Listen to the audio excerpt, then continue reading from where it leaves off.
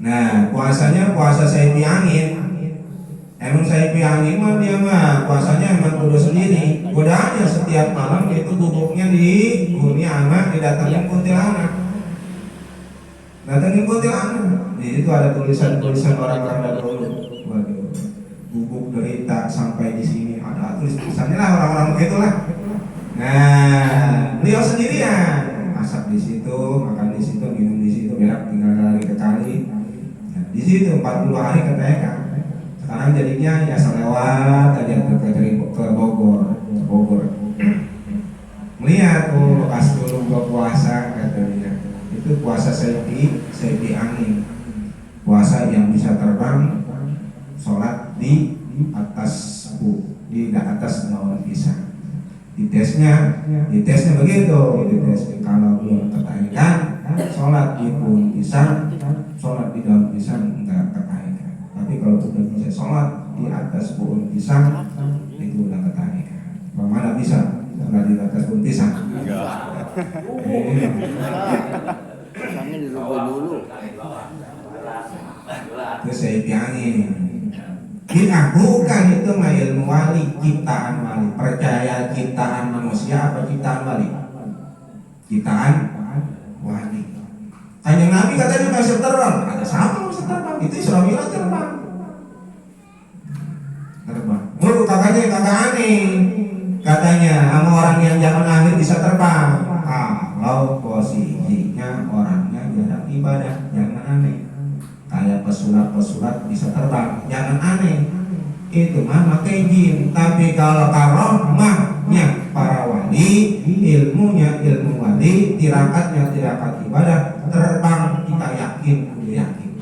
Sama karomahnya para wali. Kalau nggak yakin sama karomahnya para wali, kubur, jatuhnya kubur. Jadi kita lihat orangnya siapa, gitu. Udah bisa menilai. Kalau orangnya tukang maksiat tapi bisa terbang, tukang maksiat tapi ludahnya manjur, berarti istidraj, sunggunan dari Allah. Cuma sebatas di dunia doang, di akhirat kan. Tapi kalau orangnya rajin ibadah, rajin wirid, rajin puasa, manjur, itu hasil tirakat ilmu para wali. Harus kita yakini, karena setengah daripada mukjizat yang harus dia imani, satu adalah mukjizat Kanjeng Nabi. Nggak ada mukjizat Kanjeng Nabi, adanya Al-Quran. Itu sebagian mukjizat Kanjeng Nabi. Sekarang adanya karomah para wali. Nah, karomah wali nggak percaya kubur. Nah, larinya ke Ma'munah apa? Doanya para alim ulama. Nah, kita seorang biasa tugasnya doa termasuk adalah mukjizat Kanjeng Nabi. Makanya doa mohon ibadah. Doa itu poloknya ibadah. Senjatanya orang muslim, orang mukmin adalah doa. Doa aja. Nggak perlu angkat tangan doa. Asal kita tunduk, pasrah ke Allah, doa. Jadi mintanya ke Allah. Doa, minta. Bahasa minta. Sebelumnya kita menjelaskan materi pengajian kita kirimkan Ummul Quran buat ahli kubur kita, wabil khusus ibu bapak kakek nenek kita, saudara-saudara kita, arwah-arwah jami'il muslimin wal muslimat, wabil khusus arwah-arwah ahli kubur, orang hutan jati, orang dua, orang mudah-mudahan diampura dosanya, diterima amal ibadahnya, diterangkan di alam kuburnya, diluaskan serta ditempatkan di taman syurganya Allah Subhanahu wa taala. Diberkati oleh Quran Al-Fatihah. Bismillahirrahmanirrahim. Alhamdulillahi rabbil alamin, arrahmanir rahim, maliki yaumiddin. Iyyaka na'budu wa iyyaka nasta'in, ihdinas siratal mustaqim, siratal ladzina an'amta 'alaihim ghairil maghdubi 'alaihim waladdallin. Di bulan mulut mah nggak boleh sedih, kudu gembira. Dilarang kita sebagai orang muslim, sebagai orang yang beriman, sedih di bulan mulut. Walaupun habis putus cinta, nggak boleh sedih. Karena menyambut kedatangannya lahirnya Kanjeng Nabi. Dalilnya banyak dalilnya. Qul huwa bifadlillahi wa birahmatihi falyafrahu mimma yajma'un. Falyafrahu bahasa. Bagusnya gembirain, kalau sedih bulan Ramadan. Lihatnya jangan lihat dunia, jangan lihat siapa-siapa, lihatnya Kanjeng Nabi. Karena kita sebagian kita gembira, sebagian kita rasa syukur kita dijadiin umat Kanjeng Nabi. Coba Bang Mincus dijadiin umat Nabi Adam. Udah meninggal duluan, udah tinggi 30 meter Bang Mincus 30 meter. Bang Mincus 30 meter itu barangnya kayak panjangnya gimana kali? Mana belum ada celana Bang Mincus juga Nabi Adam. Tapi sih kita bersyukur jadi umat Kanjeng Nabi. Rasa cinta kita makanya kudu gembira karena kita di hari ini, di tahun ini, di bulan ini dijadiin lahir di tahun ini dijadiin umat Kanjeng Nabi. Syukurnya itu makan perbanyak di bulan rumah, perbanyak baca sholawat biar jadi pengakuan nanti syafaatul uzma di yaumil qiyamah nanti. Karena kita ngandelin ibadah kita masih belepotan, ngandelin sholat belepotan, ngandelin ibadah belepotan, yang kita andelin nanti di akhirat adalah syafaat Kanjeng Nabi. Karena umat-umat yang lain nggak ada yang nulungin nabi-nabinya terkecuali syafaat Kanjeng Nabi. Umat Nabi Adam, umat Nabi Nuh, Nabi Idris, Nabi Ibrahim, sampai umat Nabi Isa minta tolongnya ke Kanjeng Nabi Muhammad. Makanya kita beruntung jadi umat Kanjeng Nabi, dipilih sama Allah di alam arwah. Lu mah jangan jadi umat Nabi Adam, Bang Anto jangan jadi umat Nabi Nuh. Nabi Nuh kelelep semua. Jangan jadi umat Nabi Musa. Nabi Musa mah sombong melulu. Jangan jadi umat Nabi Hud, Nabi Ad, kaum Ad. Orangnya tukang sombong bisa kebolong apa gunung. Tapi kita bersyukur dijadiin umat Kanjeng Nabi. Dipilih kita nih jadi umat Kanjeng Nabi. Alhamdulillahirabbil alamin. Dari umat-umat yang lain, Masya Allah. Makanya beruntung kita jadi umat lahir di tahun sekarang, di kurun sekarang, di abad sekarang. Itu adalah pilihan. Makanya kalau kata guruna, selagi masih umat Kanjeng Nabi mah jangan digalakin.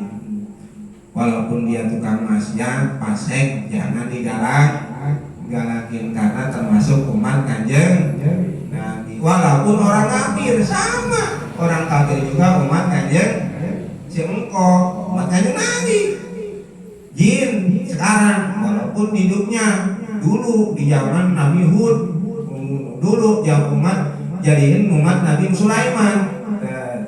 Kalau sekarang jadi umat Kanjeng Nabi, insyaallah. Makanya beruntung biasa kita dipilih jadi umat Kanjeng Nabi. Cara beruntungnya, cara bersyukurnya baca sholawat, banyakin sholawat, apalagi di hari Jumat banyakin sholawat. Minimal hari Jumat mah baca sholawatnya 300 minimal, apalagi banyak ya sholawatnya 300 kali. Yang pendek aja sholawat. Kita lanjutin materi pengajian kita, masih nerangin sunnah hayat mah saya ulangin. Sunnah di sholat ada dua satu sunnah bila mana ditinggalin tambal sama sujud sahwi. Kedua sunnah hayat bila mana ditinggalin nggak kudu ditambal sama sujud sahwi. Nah ini nih kita lanjutin materi kita, tinggal nerangin yang nomor ke-12. Wadahu ru'usi asabi'il yadain ala torbil fahdain bil julus. Setengah daripada sunnah hayat yang nomor 12, taruh tanganmu, kedua tanganmu, ujung jari jemarinya ke ujung dua paha bil julus di waktu duduk. Mau duduk apa aja bentuknya. Nah ini harus sunnah hayat. Lempeng sama dengkulnya. Ini dengkul nih. Nah kita naruh jari jemarinya lempeng. kata dipentok itu nempel. Jangan sedekap gitu. Yang begini jangan. Jadi lempengin sama dengkul segini, taruh segini. Itu hukumnya sunnah hayat. Jangan didekap begini, jangan. Jangan renggangin. Biasa rapetin, sedang. Bahasa itu jangan renggangin, jangan dikepel. Kalau dikepel makruh. Naruh tangan pas duduk, mau duduk antara dua sujud ke, mau duduk istirahat ke, lempengin, taruh ujung jari jemari di ujung paha. Jangan dikepel, jangan dipegang dengkulnya. Makruh. Kalau dikepel gini nih, makruh. Kalau misalkan pegang dengkul, makruh. Paham? Kenapa? Saya sering ngutarain ahli sunnah.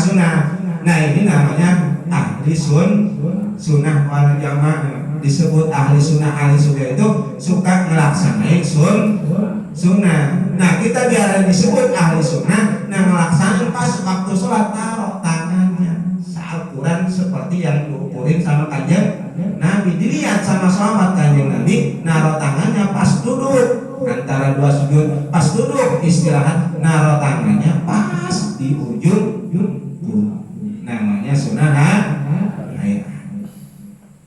Andai kata ditinggalin misalkan makruh hukumnya.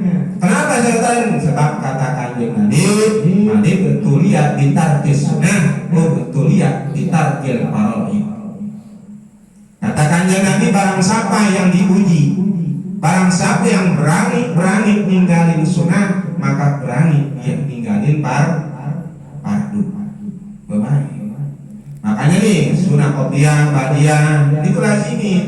Biar apa? Membentengin kita biar enggak ketinggalan sholat fardu. Enggak ngenteng sholat fardu. Biar doyan sholat fardu karena dibentengin sama sholat qobliyah, ba'diyah. Malik tuliyah bis sunnati, ditarkis sunnati, ubtuliyah ditarkil faraid. Barang siapa yang berani ninggalin sunnah, maka berani ninggalin fardu. Bahaya makanya itu. Kalau kita sholat fardu aja sunnah enggak. Kalau kita misalkan enggak ngelaksanain fardu aja sunnah kagak. Nah itu berani kakak ninggalin fardu. Manituliah bitarkil faraid, utuliah bitarkil adab. Barang siapa yang berani ninggalin fardu, maka dia berani ninggalin adab. Mana? Ini adab sholat. Kalau berani ninggalin fardu, berani dia sholat semaunya. Makanya sholat, kalau kata guru saya itu sholat itu gerakannya ada yang gerakan menurut kita, ada gerakan menurut fikih. Tinggal kita baca nih gerakan sholat kita menurut fikih apa menurut kita, semau kita. Nah itu bahasanya. Bahasanya mau tuh ya ditarkil faraid, ditarkil adab. Siapa yang ninggalin fardu, berani ninggalin fardu, berani ninggalin adab. Lah doa yang paling buat sholat aja udah nggak ngelaksanain sunnah seperti naruh tangan pas di atas ujung dengkul. Itu sunnah. Terus gimana? Malik kuliah ditarkil adab, dakholan nar. Barang siapa yang berani ninggalin adab, dakholan nar, masuknya masuk ke dalam neraka. Na'udzubillah min dzalik. Kata Nabi, makanya baik karena yang sunnah mah bisa nambel, yang paru-paru, yang bolong-bolong ditambal sama sunnah. Kalau di akhirat, nih kita di akhirat nih, di akhirat fardu kita, waktu rukun kita Fatihah kita bolong, terus rukun kita bolong, misalkan nggak sesuai sama fikih. Nah tapi kita rajin baca subhana rabbiyal azim wa bihamdihi-nya. Nah nanti di akhirat kita bisa ditambal sama sunnah. Lah di dunia, dan di dalam dunia, di akhirat bisa ditambal kekurangan kita yang nggak tahu. Nah bahwa kita sholatnya kurang itu bisa ditambal sama subhana rabbiyal azim wa bihamdihi, sama sholawat, sama uluk salam yang kedua bisa ditambal sama sunnah. Kalau di akhir, lah di dunia enggak. Kalau di dunia dunia. Artinya apa? Kalau kain bolong mah, misalkan lagi sholat pakai kain bolong, bekas ngerokok, ketahuan.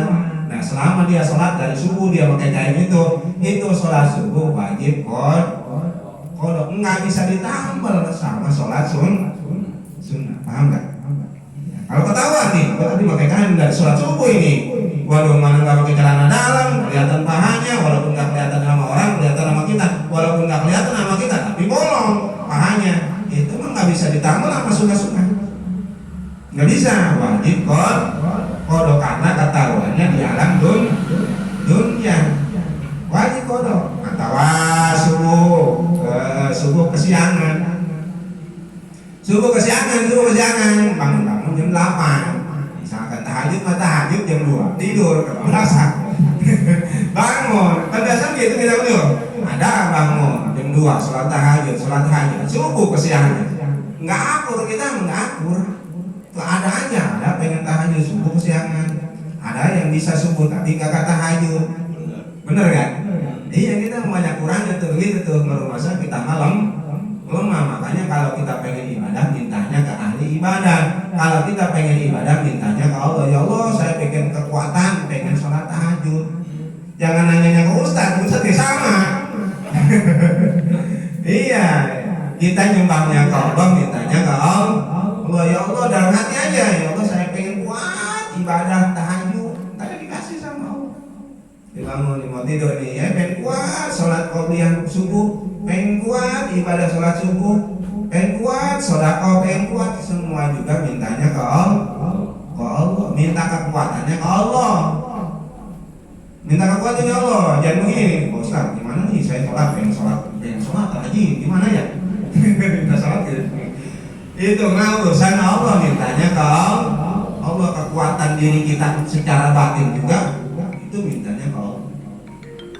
Semua model ustaz, model yang pengajar cuma ngarahin doang. Hakikatnya minta kekuatannya ke Allah, mintanya ke Allah. Minta tahajud, kuat sholat hajat, mintanya ke Allah. Kuat minta sholat zikir, mintanya ke Allah. Pribadi sendiri aja itu mah, pribadi sendiri pengen sholat duha amat, pengen rezeki kurang lancar hari ini, minggu ini mah pengen kuat dia sholat duha. Ya Allah, minta sholat kuat, minta kuat sholat duha, minta Allah. Ntar hari digerakin tuh hatinya sholat duha, bangun jam 7, bangun jam 8 sholat duha, gerakin sama Allah. Dia yang punya ibadah sama Allah. Wa in ta'adadat wa tamsutul tasyahudil akhiri lil istiharati wa hiya fasidun baina rakataini, termasuk duduk istirahat di antara satu rakaat. Rakaat pertama mutusin rakaat kedua. Jadi duduk istirahat itu duduk di antara dua rakaat awal sama rakaat kedua sebagai pemutus. Jangan sampai rakaat pertama itu sebagai rakaat kedua, makanya diputus sama duduk istirahat. Contoh, ini rakaat pertama sujud. Duduk. Quran baca subhanallah, duduk, walaupun jadi imam sunnah duduk istirahat, tetap naruh tangannya pas ujung jari jemari, ujung sampai ujung taruh gini. Gimana kalau naruhnya begini makruh? Kecuali mazhab Imam Maliki, ada yang ngebolehin naruh tangannya di samping nih, nggak jadi masalah. Cuma mazhab Imam Syafi'i mah naruhnya di ujung dengkul. Duduk istirahat, kita mau bangun rakaat kedua. Nah, ini duduk istirahat ini termasuk sunnah sebagai pemutus antara rakaat pertama ke rakaat kedua. Allah bangun rakaat kedua, Allahu Akbar. Baru taruh tangan. Itu namanya duduk istirahat, namanya pemutus antara dua rakaat pertama nyambung ke rakaat kedua, diputus sama duduk istirahat. Katanya imamnya kagak duduk istirahat, makmum tapi duduk istirahat. Pan wajibnya seorang makmum ngikutin imam. Boleh enggak imamnya enggak duduk istirahat, habis sujud langsung bangun ke rakaat kedua? Ada yang begitu? Ada nggak? Tapi makmumnya duduk istirahat. Ada kan begitu? Nah, kira-kira batal enggak? Kagak batal. Suka ada di hati, imam berdiri langsung.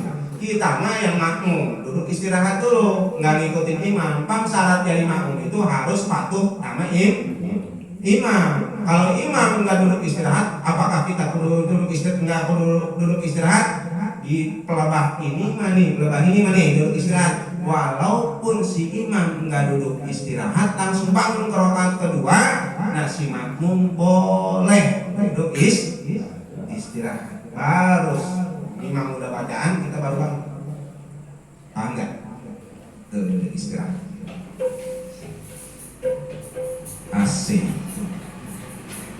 Betul wakatin yakum ana yang bantasyahud wa bil julusi baina sajdatain wa bil julusi li tasyahudil awali wal akhiri, termasuk 3 sujud. 3 sujud. Mana? Duduk iftiras, duduk antara 2 sujud. Naruh tangannya sama. Jangan dikepel. Jangan begini. Tetap ujung jari jemari sunah ayatnya taruh di ujung dengkul. Jangan terlalu renggang, jangan terlalu rapat. Muktadil, sedang saja. Yang penting renggang itu. Sampein jari jemari kita ke kiblat. Makanya benar-benar kita sholat itu menghadap kiblat. Ntar ditanya kan di kuburan, wa ma kiblatuka? Jari jemari kita yang menjawab. Amal ibadah kita yang menjawab. Ka'bati, kiblatku, Ka'bah itu adalah kiblat. Jari jemari kita suka dipakai sholat menghadap kiblat. Makanya ke kiblatin. Termasuk tahiyat awal, duduk tahiyat awal taruh jari jemari ujungnya ke ujung sunah haid. Ganjaran melulu tuh naruh tangan doang tuh ganjaran tuh. Naruh tangan doang, enggak sembarangan kita naruh tangan. Nah, diteliti. Dulu mah enggak ada bahasa sunah haid di zaman sahabat mah. Di zaman Abu Bakar, Umar, Utsman, Ali enggak, cuma emang ibadahnya langsung dapat sinar dari Kanjeng Nabi. Dilihatin para sahabat ya, kalau ngeliatin Kanjeng Nabi, oh sholatnya gitu, contoh sama sahabat, oh duduknya kayak gitu, dilihat sama sahabat. Nah, ditulis di hadis-hadis, nah terjemahin sama Miftahul Mutlaq. Jadilah prosesnya ilmu fikih yang sampai sekarang terjaga di kitab kuning. Nah, jadinya seperti ini, sunah hayat. Jadinya sunah hayat. Di zaman Kanjeng Nabi nggak ada sunah hayat, nggak ada. Coba dah kita tanya dah Wahabi yang suka meneliti hadis-hadis, cuma ngambil hadisnya sepotong doang. Ditanya sunah hayat ada berapa gitu, agak ngerti. Muhammadiyah, Muslim di dalam sholat ada berapa sunnah? Agak ngerti dia mah. Ngaku-ngaku ahli sunnah, tapi kalau ditanya sholat ke sunnah kagak tahu. Kalau ditanya pas sunnah di dalam sholat kagak tahu. Ada berapa sunnah di dalam sholat kagak tahu. Muhammadiyah ngaku mah Islam, tapi kalau giliran sunnah kagak tahu. Wahabi Syiah kagak tahu. Ngaku mah sunnah. Makanya ahli sunnah itu orang yang menjalankan sunnah, termasuk ini naruh jari jemari ujungnya pas di atas dengkul. Pas tahiyat awal, wa tasyahudil akhir, termasuk tahiyat akhir. Walaupun kagak bisa tahiyat akhirnya, posisinya lagi duduk yang sutup yang hajar jasatiyah ini mah taruhnya bareng taruhnya. Pas duduk taruh bareng. Jangan kanan dulu baru kiri, yang kiri dulu baru kanan. Pas sujud tarik, langsung taruh ke bareng, taruhnya di atas dengkul. Itu sunahnya taruhnya bareng. Kalau nggak bareng makruh.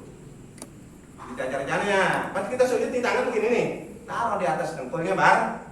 Maaf bahasanya. Bareng ila kita syahudin, terkecuali 2 tahiyat awal sama tahiyat akhir. Tahiyat awal sama tahiyat akhir, maka kita bangun dari sujud kedua. Tahiyat awal jangan bareng, nggak bareng. Nah, kanan dulu baru kiri. Telunjuk dulu, kiri dulu, baru kiri. Kalau duduk antara dua sujud mah bareng taruh tangannya. Nah, duduk istirahat mah naruh tangannya bareng, tapi di dua tasyahud awal sama tahiyat akhir, nah itu naruh tangannya kanan dulu baru kiri. Ya dulu supaya sudah ya dulu baparin tangan kirinya ayah saudara tegasnya jadi jemarinya kumpulin tapi jauh bahkan kali kami anak kiblati termasuk jempolnya kekumpulin kirinya ayah sudah ya dulu. Jadi termasuk jempol jangan digini termasuk jempol lempengin sini lempengin jempol lempengin kali kami ada kiblati pada pengkiblat berhasil sama terusura sekira-kira lempeng tuh ujungnya jerani jari jermari rumpati ke dengkul. Nah, taruh tangan kiri dulu. Oh, berarti tangan kiri dulu pas tahiyat baru tangan kanan. Jadi jangan tangan kanan dulu tahiyat pas atas awal, tahiyat akhir tangan kiri dulu taruh. Nah, sama jempol baru tangan kanan jaronya langsung ngepel. Ini dilihatnya bapak-bapak biasanya pas tangan tahiyat awal tahiyat akhir langsung begini nih naronya percis kayak tahiyat kayak duduk antara dua sujud sama duduk istiros, padahal sunahnya madmumatan kepelin